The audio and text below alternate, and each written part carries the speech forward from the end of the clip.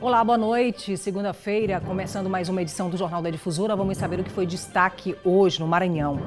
Forte ventania derruba 8 postes e parte de árvore destrói muro de casa na região da Forquilha. 16 pessoas ficam feridas após capotamento de van na BR-135 em Bacabeira. Polícia Militar cria força-tarefa e interdita bares e postos de conveniência na região metropolitana de São Luís. Procon multa instituições bancárias em mais de 3 milhões de reais durante a pandemia no Maranhão. E ainda, novo decreto municipal autoriza a abertura de teatros e cinemas em Imperatriz. Essas e outras notícias a partir de agora no Jornal da Difusora.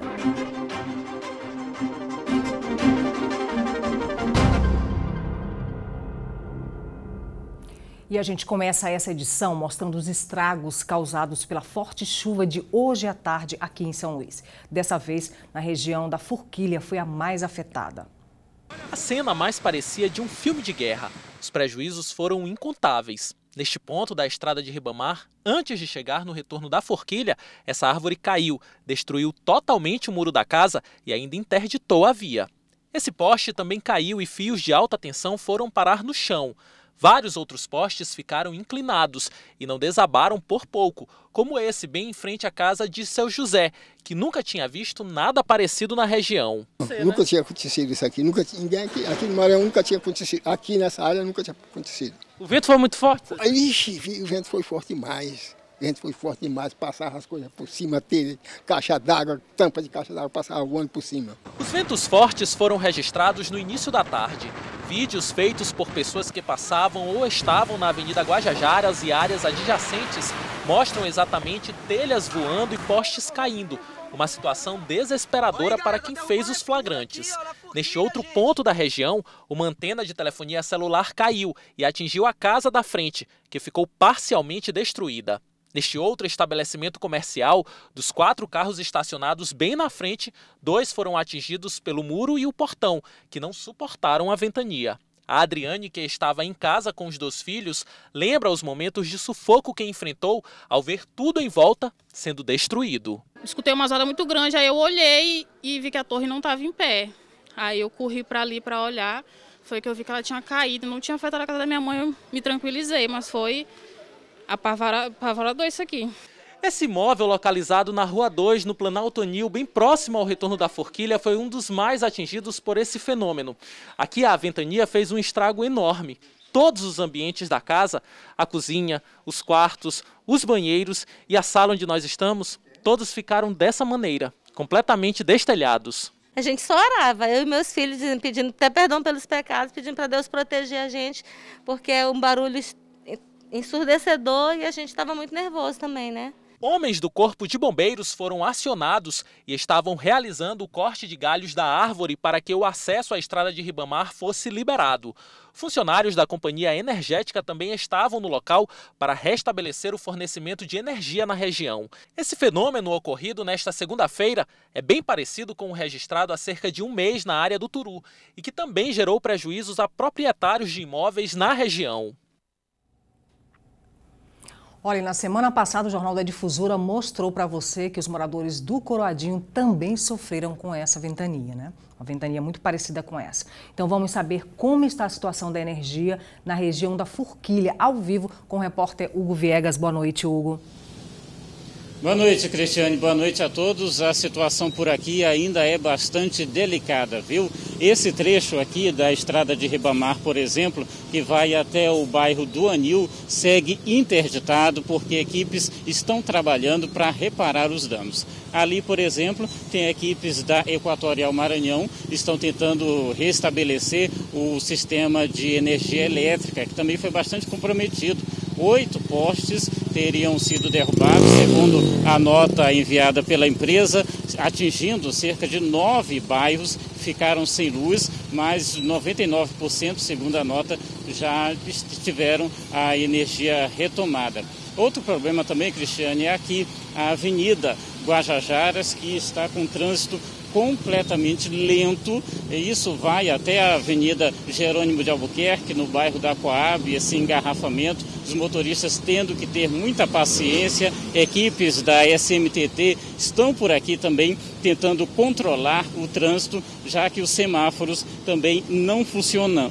Em nota, a Prefeitura de São Luís informou que enviou várias equipes de diversas secretarias aqui para o local para avaliar os danos. Ruas chegaram a ser interditadas também aqui na região, exatamente para evitar danos ainda maiores. Então, quem precisa passar aqui por esse trecho, o bairro da Forquilha, em São Luís, nesse momento vai precisar ainda de bastante paciência e algumas regiões ainda estão também sem energia elétrica. Cristiane. Obrigada, Hugo, pelas informações.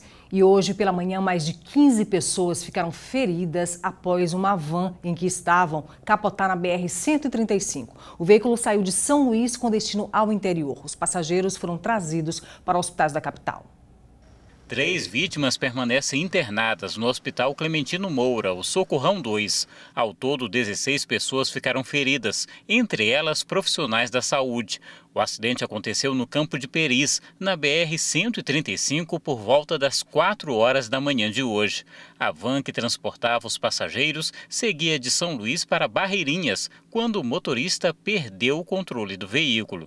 As vítimas foram socorridas por equipes do Corpo de Bombeiros e também do SAMU, a maioria com ferimentos leves. No veículo também estava uma criança de 1 ano de idade, que nada sofreu. Segundo a Polícia Rodoviária Federal, a situação poderia ter sido bem mais grave. Algumas pessoas estavam sem cinto e se machucaram, outras usavam o cinto. Uma criança de 1 ano, ela não se machucou. A mãe dela, no entanto, a mãe da criança teve lesões na cabeça. O condutor também ficou ferido, levou uma pancada no peito, mas felizmente ninguém morreu. A PRF alerta para a importância do uso do cinto de segurança, que ele realmente salva a vida das pessoas. Nessa hora a gente vê o valor do cinto de segurança. E você que nos acompanha ao vivo pelo Facebook, deixa aí seu comentário, interaja com a gente. Muito obrigada, viu? Daqui a pouco, homem é preso suspeito de matar tia dentro de cemitério no interior do estado. E agora você acompanha imagens ao vivo da movimentação da Avenida Guajajaras, em São Luís. A gente volta já.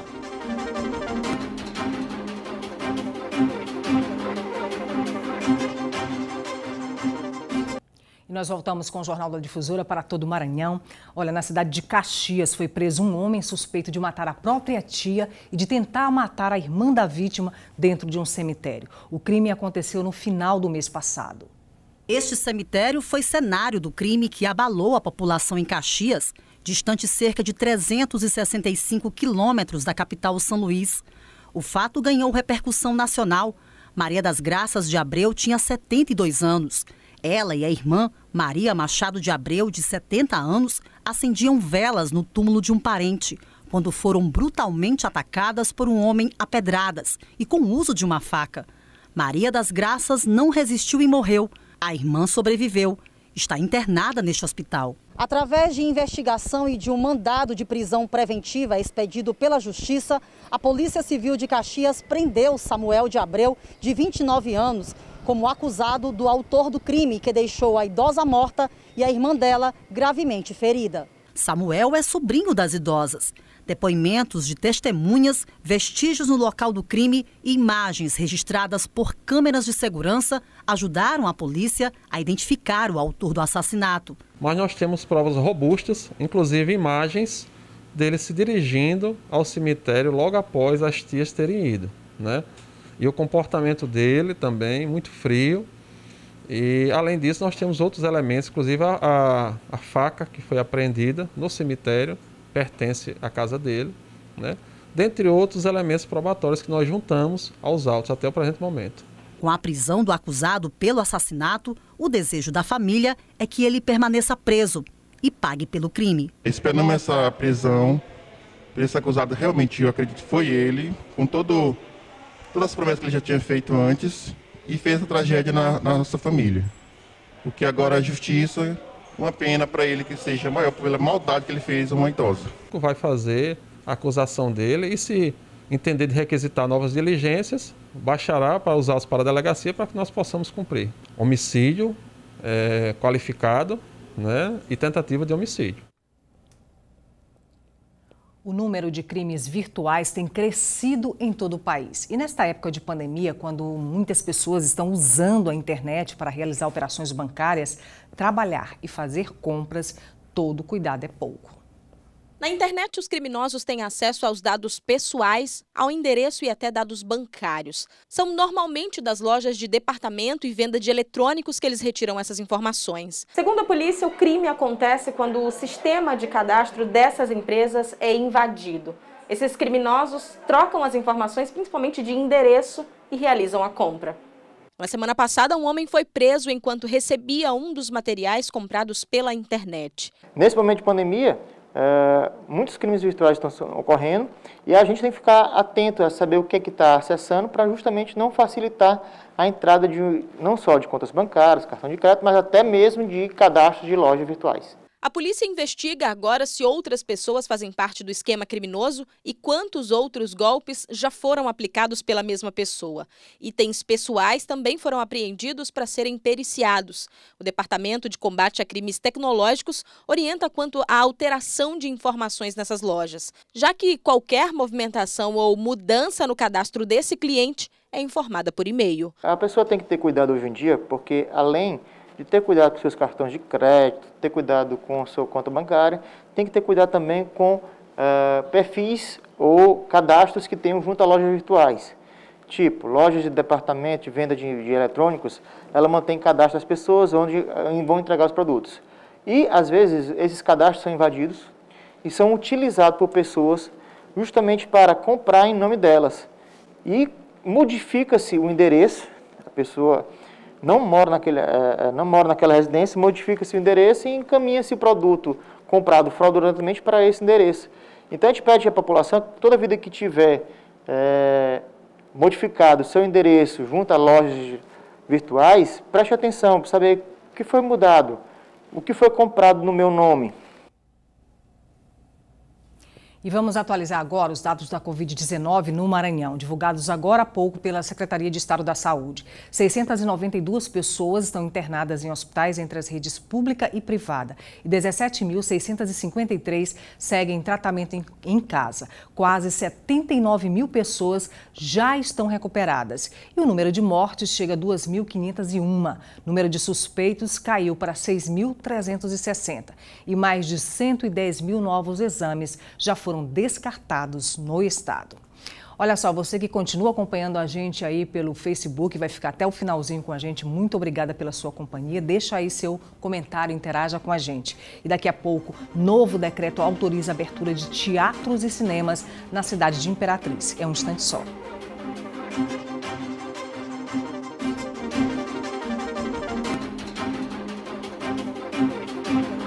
De volta com o Jornal da Difusora, e a Polícia Militar realizou esse fim de semana uma operação em lojas de conveniência para evitar aglomerações. A operação da Polícia Militar aconteceu em toda a região metropolitana. Ao todo, segundo o balanço da PM, foram 12 veículos apreendidos. Entre os motivos, condutores que foram flagrados dirigindo embriagados e por falta de documentação. Esse último também foi o que motivou o fechamento de bares, além de aglomerações que vêm sendo registradas ainda em postos de combustíveis. Somente neste último fim de semana foram 15 notificações aplicadas entre postos de combustíveis e conveniências. Além das aglomerações, também foram identificadas outras irregularidades, como falta de licença para funcionamento e equipamentos de segurança, como a ausência de extintores, por exemplo. Além disso, 28 bares foram fechados em vários pontos da Grande Ilha. Muitas informações, denúncias e também veiculadas no meio da imprensa ensejaram já num planejamento oriundo do comando da corporação para nós desencadearmos nesse último fim de semana a Operação Ações Integradas, em conformidade também com a Operação Saturação, termo este que foi adotado também em outros grandes comandos. Além da Polícia Militar, a operação conta com o apoio de vários órgãos, como Corpo de Bombeiros, Vigilância Sanitária Estadual e Secretaria Municipal de Trânsito e Transportes. As ações integradas vão continuar nos próximos finais de semana, tanto nos estabelecimentos comerciais quanto no trânsito, para evitar a ocorrências de crimes que vêm sendo praticados mesmo em meio à pandemia. As operações deste último final de semana, elas foram logradas de sucesso, de êxito, tendo em vista que o objetivo maior, evitar aglomerações que já estavam de forma vertiginosa nesses pontos, nesses locais, em postos de combustíveis e algumas lojas de conveniências. E o PROCON segue fiscalizando agências bancárias e punindo as instituições que estão desrespeitando as normas sanitárias de prevenção à Covid-19. O não cumprimento das normas sanitárias estabelecidas pelo governo do estado já resultou em mais de 3 milhões de reais em multas a 21 agências bancárias de todo o Maranhão. Além das aglomerações dentro e fora das agências, inoperância do sistema, ausência de demarcação na área de autoatendimento e falta de álcool em gel, os fiscais do PROCON também constataram muitos caixas eletrônicos sem operação. Então, seja a aglomeração externa ou interna, a não disponibilização do álcool em gel para os consumidores, um servidor, um funcionário, para que possa verificar o distanciamento das filas, enfim, todas essas infrações que foram verificadas durante as ações de fiscalização, que resultaram no auto de infração e no processo administrativo, acabaram, por fim, gerando essa sanção aí de 3 milhões que já foi emitido para esses fornecedores. 120 ações de fiscalização já foram registradas nos últimos 4 meses. E como o trabalho é permanente, mais agências bancárias devem ser multadas nos próximos dias. O decreto assinado pelo governador Flávio Dino em abril atribuiu às instituições financeiras a obrigatoriedade da adoção de medidas para evitar a contaminação de clientes e colaboradores pelo novo coronavírus. Preciso que a instituição tenha esse cuidado, essa responsabilidade em fornecer ao consumidor que está indo lá consumir os serviços, os produtos daquela agência, que ela possa garantir, assegurar que o consumidor tenha a segurança necessária para poder estar naquele ambiente. E na cidade de Imperatriz, um novo decreto autorizou a reabertura de teatro e cinema. Para o diretor de uma companhia de teatro, durante a pandemia, o grupo teatral teve que se adaptar. Alguns fazem um trabalho individual, ou seja, com a publicidade ali, uma live ali, apresentam uma live, mas uma situação triste para o artista, tanto financeiramente quanto também de questão do isolamento, As atividades aqui no Teatro Ferreira Goulart estão sendo preparadas para receber novamente o público, respeitando, é claro, as medidas sanitárias e o decreto municipal. Uma reunião está sendo organizada com a diretoria para preparar a volta dos espetáculos. Antes da pandemia, Rony Rodrigues conta que este cinema tinha de 4 a 5 sessões diárias em suas salas, com capacidade total de 350 lugares. Já seguindo os protocolos de segurança, o cinema começou as modificações. Fazer todas essas medidas, os protocolos de higienização das salas, o controle das filas de entrada. E a gente está se adaptando já para essa semana ter a reabertura do cinema. O novo decreto municipal foi publicado no último sábado, dia 11, para o retorno dessas atividades em cinemas e teatros em Imperatriz. A diminuição dos casos de novos infectados só na última semana reduziu 43%. Então nós fizemos ainda um decreto de flexibilização também. Flexibilizamos para o setor dos cinemas e teatros, e flexibilizamos também para a questão dos cultos religiosos. O Jornal da Difusora fica por aqui com imagens ao vivo da estrada de Ribamar. Muito obrigada pela sua audiência, uma boa noite e até amanhã.